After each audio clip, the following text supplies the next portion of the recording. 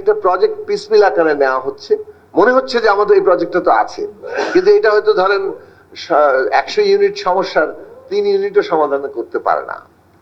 ফলে এই যে বিভিন্ন ভাবে বিভিন্ন দিক থেকে প্রজেক্ট নেওয়া হয়, কিছুটা ইন্টারেস্ট গ্রুপগুলোর স্বার্থ রক্ষা আছে, কিন্তু সবচেয়ে বড় যেটা হচ্ছে যে একটা অপরিকল্পনার ছাপ, মানে যেভাবে প্রজেক্ট আসছে, যে প্রজেক্টগুলোকে ইন্টিগ্রেট করা দরকার, অপটিমাইজ করা দরকার, এবং মানে একটা নির্দিষ্ট লক্ষ্য অর্জন করছে কিনা সেইটা হচ্ছে জরুরি। তার মানে প্রজেক্টগুলোকে একটা প্রোগ্রামের অধীন করে ক্লাস্টার অফ প্রজেক্ট তৈরি করা দরকার, যাতে করে একটা নির্দিষ্ট সমস্যার সমাধান হয়। বিদ্যুৎ উৎপাদন কেন্দ্র করলাম, কিন্তু সঞ্চালন লাইন নেই, বিতরণ লাইন নেই, অথবা দক্ষ কর্মশক্তি নেই, অথবা ফুয়েল মিক্সের বিষয়ে ভাবা হয়নি।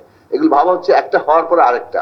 তাতে দেখেন একটা প্রতিষ্ঠান, আপনি একটা হাসপাতাল তৈরি করছেন, কিন্তু আপনার ইকুইপমেন্টস নাই, অথবা আপনার ওখানে টেকনিশিয়ানস নাই, ডাক্তার সাপ্লাই করতে পারছেন না, ফলে হাসপাতালটা কার্যকর হলো না। এখন এটা 3 বছর ধরে বসে থাকলো। মাননীয় প্রধানমন্ত্রী ইতিমধ্যে কয়েকটা হাসপাতাল চালুর নির্দেশ দিয়েছেন, কিন্তু খেয়াল করেন যে 3 বছর একটা হাসপাতাল বসে থাকলে এর একটা ডেপ্রিসিয়েশন আছে না, কিংবা ইকুইপমেন্টস কিনে ফেলে রাখলে তার তো ডেপ্রিসিয়েশন আছে। আমার মনে হয় দুর্নীতি যতটা হচ্ছে, অপচয় সম্ভবত তার চেয়ে আরো অনেক বেশি। এবং একটা জিনিস বসে থাকছে, অথবা এই একটা পরিকল্পনার অভাবের কারণে, ইন্টিগ্রেশনের অভাবের কারণে, অপটিমাইজের অভাবের কারণে।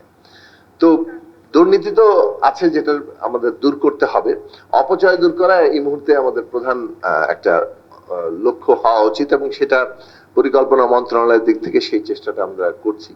আমরা যেটা কাজটা করতে চাইছি যে পাবলিক ইনভেস্টমেন্টের সর্বোচ্চ বাস্তবায়ন কিভাবে করা যায়, সেটার ক্ষেত্রে বাধাগুলো কি সেগুলো আগে চিহ্নিত করা, এবং সেটার জন্য সমাধানের পথ কি হতে পারে সেই জায়গাটা নিয়ে আসা।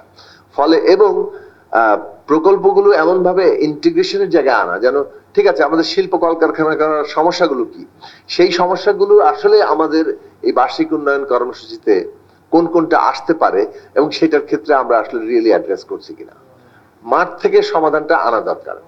যারা কৃষি নিয়ে কাজ করছেন তারা ইতিমধ্যেই অনেক পয়েন্ট রেজ করছেন, এবং তাদের সমন্বয়ে কিন্তু আমরা এই চলমান প্রকল্প আর সবুজ পাতার প্রকল্প, মানে নতুন প্রকল্পকে পুনর্বিন্যস্ত করার উদ্যোগ নিচ্ছি, যে আসলে এই সমস্যাটা কিভাবে সমাধান করতে পারে, এবং এক বছরের পরিকল্পনা, 4 বছর 5 বছরের পরিকল্পনা আমাদেরকে কিভাবে সেটা সাজাতে। এই জন্য পরিকল্পনা মন্ত্রণালয়ের থেকেই উদ্যোগটা হয়, জেনারেল ইকোনমিক ডিভিশন থেকে, যে পঞ্চবার্ষিক পরিকল্পনা। বর্তমান সরকার এটাকে একটা 5 ইয়ার স্ট্র্যাটেজিক ফ্রেমওয়ার্ক হিসেবে হাজির করতে চাচ্ছে, যেখানে পরিকল্পনা যেমন আছে, মানে তেমনি একই সাথে বাস্তবায়ন অংশটাও আছে। পরিকল্পনা আর বাস্তবায়ন অংশ, যেহেতু আগেকার পঞ্চবার্ষিক পরিকল্পনায় বাস্তবায়ন বিষয়ে কোনো দিক নির্দেশনা কিংবা সেটার সমস্যাগুলোকে অ্যাড্রেস করা হয়নি, এইবারে বাস্তবায়নকে গুরুত্ব দেওয়া হচ্ছে, যাতে করে আমরা আসলে যে লক্ষ্যে পৌঁছাতে চাচ্ছি, যেহেতু এটা একটা পলিটিক্যাল গভর্নমেন্ট, নির্বাচিত সরকার, তাকে আরেকটা নির্বাচন ফেস করতে হবে। সুতরাং আমরা আগামী 4 বছর 4.5 বছরের মাথায় আমরা কি করতে চাচ্ছি, এই সরকার কি করতে চাইছে, সেটা বাস্তবায়িত রূপে কি কত পার্সেন্ট দেখা যাবে, এবং সেই চেহারাটা কি সেটা এখনই তৈরি করার চেষ্টা করা হচ্ছে। এবং সেটাকে আসলে ঠিক মানে যাকে বলে যে তলা থেকে যারা ব্যবহারিক ভাবে প্রত্যেকটা সেক্টরের যে সমস্যাগুলো, সেইটার সমাধানের যতটুকু রাষ্ট্রীয় অংশ অ্যাড্রেস করতে পারে, সেইটা পাবলিক ইনভেস্টমেন্টে প্রতিফলিত হচ্ছে কিনা সেটা দেখার চেষ্টা করা হচ্ছে। তো এই কাজগুলো যদি করা যায়, তাহলে মানে আমার মনে হয় যে একদিকে ব্যবসা বাণিজ্যের পরিবেশ, আরেকদিকে পাবলিক ইনভেস্টমেন্টের বাস্তবায়ন, দুটো কাজ প্রাইভেট ইনভেস্টমেন্টের জায়গাকে অনেক বেশি যাকে বলে ইন্সপায়ার করবে, তাকে আরো ভাইব্রেন্ট একটা জায়গাতে নেওয়ার জন্য তারা সবাই হয়তো বিনিয়োগে আসবেন। পরিস্থিতির সংকটটা তো এখানে একটা আছে, যেমন আন্তর্জাতিক পরিস্থিতির একটা চাপ, হঠাৎ করে এমনিতে একটা ভঙ্গুর অর্থনীতি, এমনিতে কোষাগার খালি, তার মধ্যে ধরেন যে বিরাট আকারের মানে বাড়তি দামের চাপটা সরকারের জন্য তৈরি হলো। সমালোচনা নিশ্চিতভাবে আছে, এবং জ্বালানির দাম বৃদ্ধি, বিদ্যুতের দাম বৃদ্ধি, এবং এই আলোচনাগুলো আমাদের হয়েছে যে দাম বৃদ্ধি করা হয় কিন্তু দাম বৃদ্ধি কেন হচ্ছে তার কারণগুলোকে অ্যাড্রেস করা হয় না।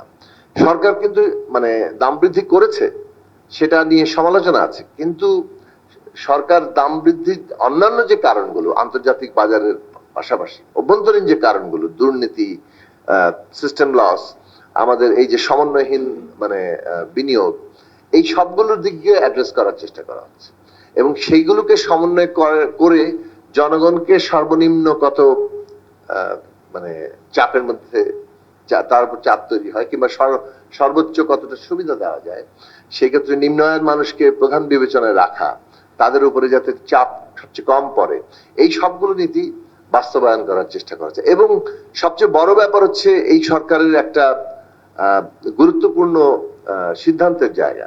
আমরা আগের জ্বালানি নীতির ক্ষেত্রে দেখেছি যে কিভাবে আমদানি নির্ভর মানে একটা ফিউল মিক্স তৈরি করা হয়েছে এবং পুরোটাই তাদের উপরে মানে ছেড়ে দেওয়া হয়েছে এবং ওইটাতে যারা বাণিজ্য করছেন তাদের লাভটাই মানে নিয়ামক হিসেবে কাজ করেছে। কিন্তু এইবারে এই সরকার ধরেন 10,000 মেগাওয়াট মানে রিনিউয়েবল এনার্জি তৈরিটাকে যে টার্গেট নিয়েছে এবং সেটা বাস্তবায়ন করাটা দ্রুত উদ্যোগের জায়গায় যাচ্ছে, এইটা একটা গুরুত্বপূর্ণ শিফট কিন্তু পলিসি লেভেলে।